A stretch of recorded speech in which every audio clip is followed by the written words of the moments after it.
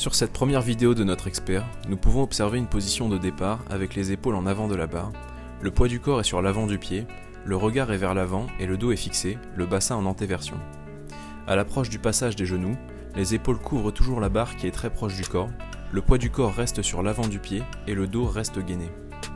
Sur ce troisième arrêt sur image, l'expert se trouve dans la position finale d'extension à l'issue du deuxième tirage. Les articulations de la cheville, du genou et de la hanche sont en extension. La barre est au contact du corps.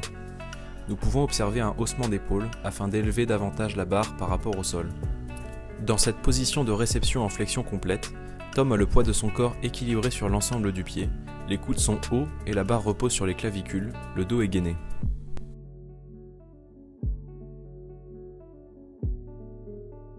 Sur cette vidéo de notre débutant, la position de départ comporte plusieurs erreurs. Le regard n'est pas vers l'avant, les épaules ne sont pas en avant de la barre, ce qui induit une moindre flexion de hanche par rapport à notre expert. À l'approche du passage des genoux, les épaules ne couvrent toujours pas la barre, ceci est le prolongement du mauvais placement de départ. La barre est davantage éloignée du corps par rapport à celle de Tom, le poids du corps est sur l'ensemble du pied et non sur l'avant. Lors de l'extension finale, nous pouvons observer une extension incomplète de l'articulation de la hanche et de la cheville, ainsi qu'un moindre haussement d'épaule. La barre n'est pas au contact du corps, nous pouvons présager un passage précoce sous la barre. En position de réception, nous avons pu observer un saut vers l'avant de Nicolas qui s'explique par une barre trop éloignée du corps lors de l'extension. Ce saut est donc une compensation. D'autre part, le haut du dos est légèrement défixé. Il est en avance sur la barre et la subit. Ses genoux rentrent vers l'intérieur, ce qui peut présager une faiblesse des moyens fessiers.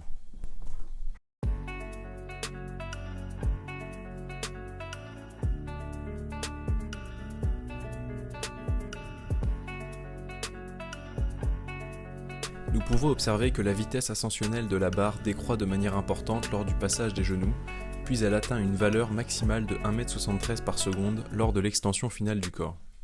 En bas à gauche sur la vidéo, l'importance du saut vers l'avant de Nicolas, qui est de 14 cm par rapport à sa position de départ.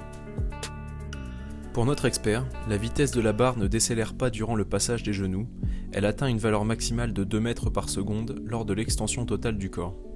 Comme nous pouvons l'observer en bas à gauche, la trajectoire de sa barre est optimale, on ne décèle aucun écart horizontal par rapport à celle-ci.